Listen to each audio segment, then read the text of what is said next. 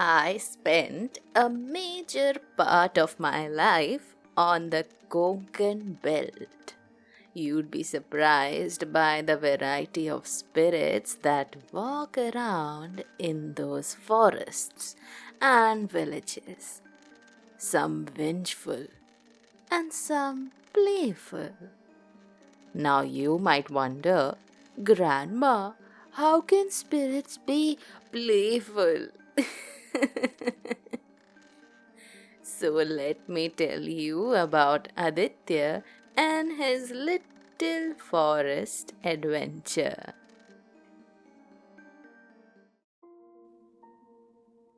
The first week of June often brought the most pleasant weather to the Western Ghats. You could ride your motorcycle for hours. The sky above, wrapped in soft grey clouds, shielding you from the harsh sun like a mother shielding her child with the edge of her sari. Aditya had always dreamed of traveling across the country on his motorcycle. After years of hard work, he finally set out at the age of 45. He followed the winding roads as it snaked through the hills, breathing in deeply as he passed humming engines of cars, buses, and trucks. The mountains stretched out endlessly, blanketed in rich greenery. Eventually, he pulled over at a roadside dhaba. Just a quick stop to grab a bite and to stretch his aching back after hours on the road. The dhaba was crowded with strangers who had just gotten off a bus. Children were crying, their mothers grumbling about their husband's decision to not take the train instead, while the men wandering off looking for a spot to fill their lungs with smoke. The dhaba itself was small. Plastic chairs clashed with the worn wooden tables, and every time the cook fried chilies, a wave of cough erupted from nearby diners. Aditya picked a table from the kitchen, hoping for some quiet. Soon, a group of men joined him. They were loud, laughing, chatting, at ease with the chaos. The waitress approached hesitantly to take their orders. One of the men, thin faced with a narrow mustache, kept looking at Aditya with quiet curiosity. Aditya shifted in his seat.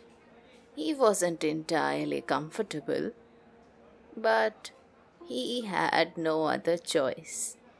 He had planned his rest stops very carefully, and he didn't want to stray away from his itinerary. The grinning man with his droopy eyes and unfocused asked Aditya where he was headed. Savantwadi. Aditya replied curtly, looking away, a clear sign that he wasn't interested in making a conversation. You should ask the owner for a shortcut. The man continued, slurring slightly. That guy knows these ghats like the back of his hand. Aditya gave a non commitmental nod, but said nothing. He had no plans to take any travel tips from someone clearly a few drinks in, especially not in the middle of a mountain range. Still, the word shortcut stuck in his mind. When Aditya went to pay the bill, the dhaba owner glanced up. His face was withered, cracked, like dry earth, the kind that's seen too much and says too little unless asked. But somehow Aditya's expressions were enough for him to ask. Heading to Savantwadi? Aditya paused and nodded his head to yes. First time on the route? Aditya lied. Highways are a mess this time of the year. Potholes, heavy trucks, and drivers with no fear of death. If you want to reach before sunset, take the off-road route. It's shorter. Not many know about it. Aditya glanced at his phone. The map was a mess of red lines, traffic jams stretching across the highway. The thought of reaching the destination earlier than planned was tempting, a temptation that would soon twist into a nightmare. Rain began to fall, soft at first. The pitter-patter gently soaked the muddy earth. The greenery around him turned vibrant, almost unreal in its brightness. Aditya stood beneath the shade of the dhaba roof, mentally retracing the shortcut the owner had described.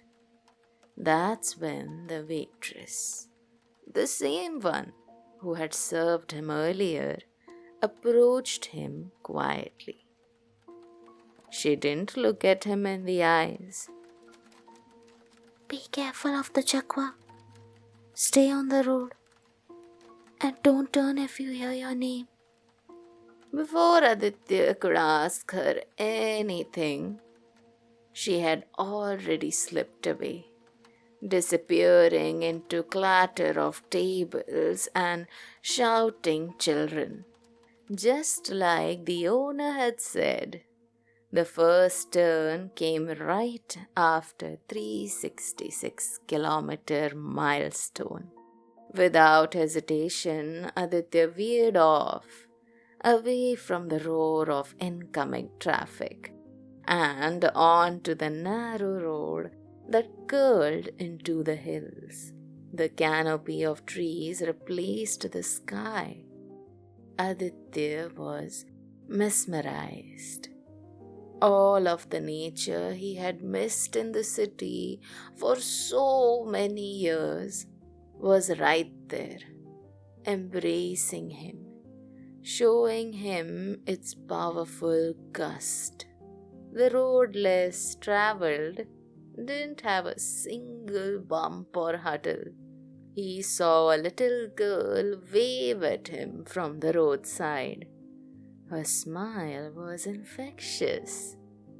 Aditya couldn't help himself. Warmth oozed from his heart. Is this what contentment feels like?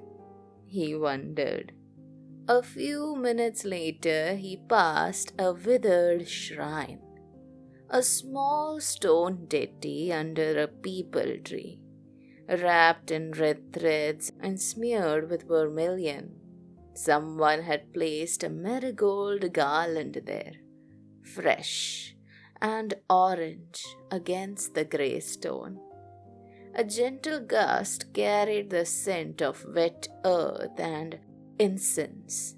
Then, a few more bends ahead, he saw a broken down scooter, parked awkwardly by the road. No rider in sight. Its handlebar was tilted at an odd angle, one mirror dangling. Aditya slowed down, unsure, but kept moving. Another 30 minutes passed. A faded yellow milestone passed by, but the number had eroded completely. Just yellow paint and stone, like time had wiped away all traces of direction. Something tugged at him, a strange hollowness in his stomach. He had not seen another soul since the girl. But just then he passed another girl. She was giggling. Aditya smiled at her. It could not be the same girl. Must be a coincidence. Maybe the two kids in similar clothes. Still, something about her face. It lingered in his mind longer than it should have. He pushed on. The road dipped slightly now, weaving deeper into the jungle. The sunlight barely trickled through the thick canopy above. Everything looked damped, untouched. Even the trees seemed older here. Then he passed the shrine again. Same peepal tree, same red threads, same fresh marigold garland. But had he not already seen this? He frowned, slowing the bike. The engine hummed beneath him, steady and warm. Maybe he missed a fork or a loop? He stopped the bike and checked his phone. No signal, no GPS, just a blank map and a blinking dot. He looked around. The same eerie silence, the same scent of wet soil. No birds, no crickets, just the gentle hiss of mist rising off the road. Fear enveloped, he started riding again. Minutes passed, and then the broken scooter. Same angle, same dangling mirror. Still no rider. This time his fingers clenched the throttle hard. Something was wrong. But the road, so smooth, so perfect, invited him to keep going, lulled him into thinking he might still be on track. Then came the milestone, the same eroded one, no number, just yellow paint. His chest tightened, and up ahead, the girl. Again, same wave, same smile. But now her eyes didn't blink, but her lips moved, giving out a faint whisper. Aditya.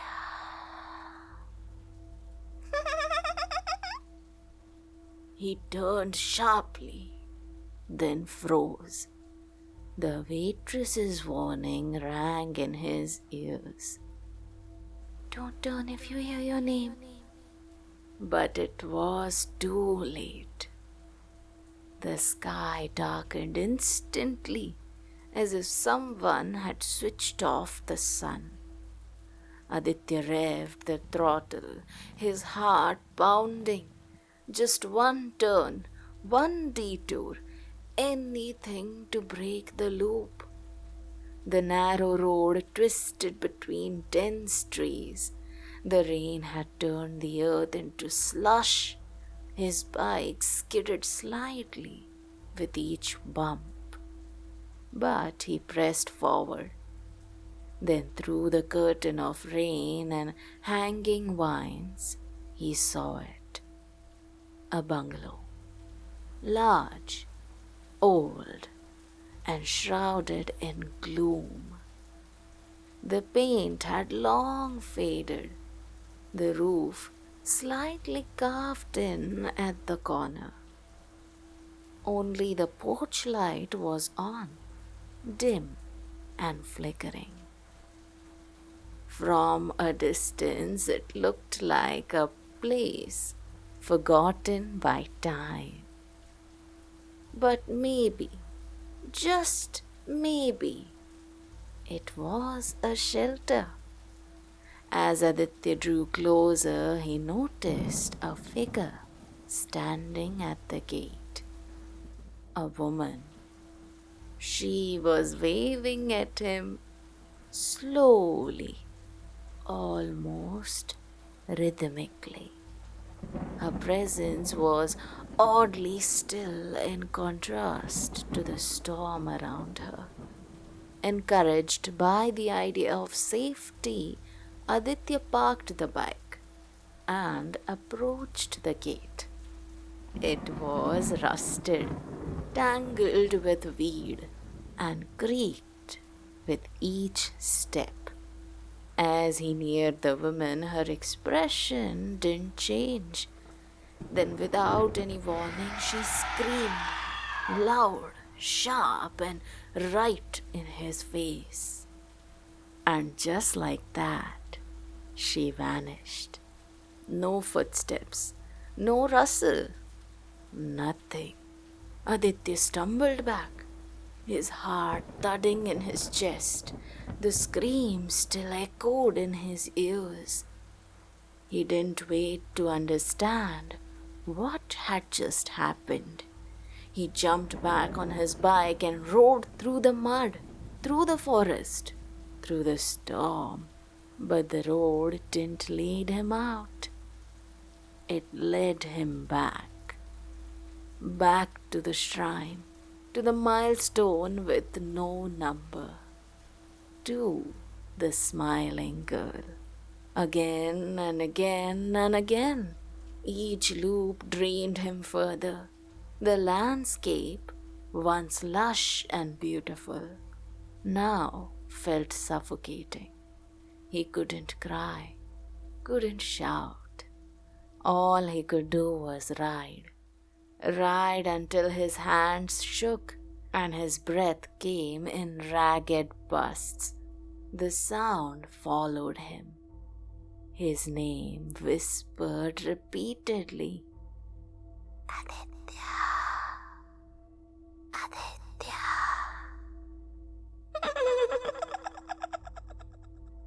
But now he never turned until the first ray of light illuminated the sky.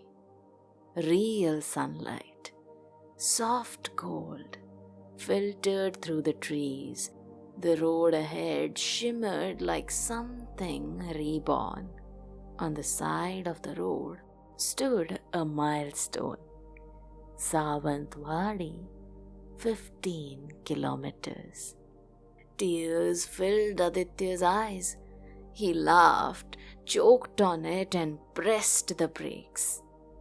The weight of his chest began to lift. Soon he saw a shop. The shutters clanged open as an old woman prepared for the day.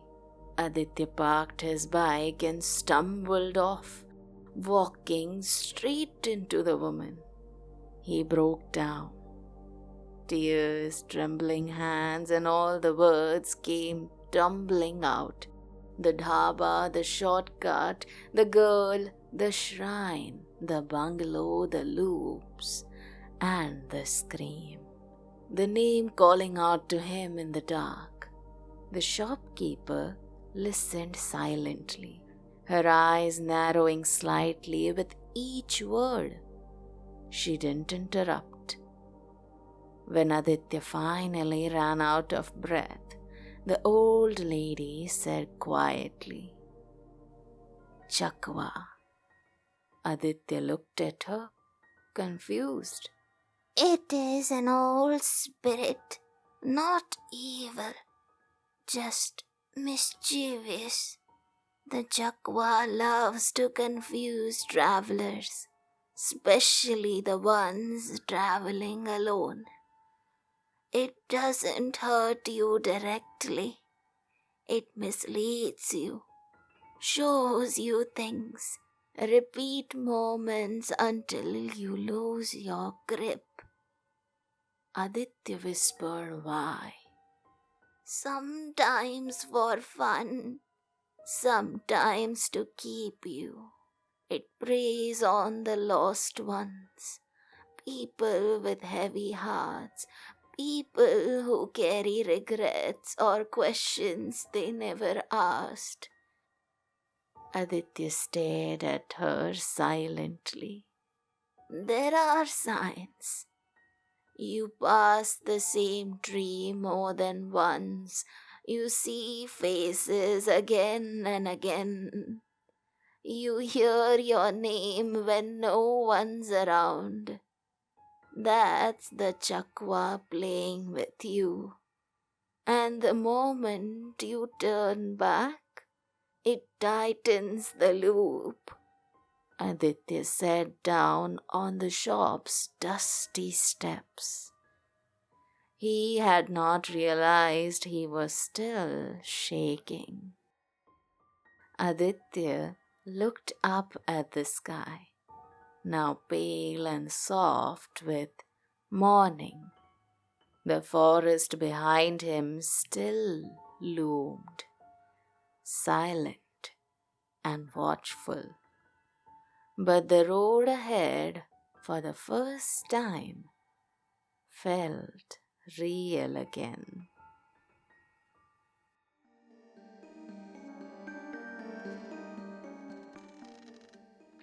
You see, kids, sometimes spirits just want to play. But you have to believe in yourself. Otherwise, be ready to loop around again and again and again.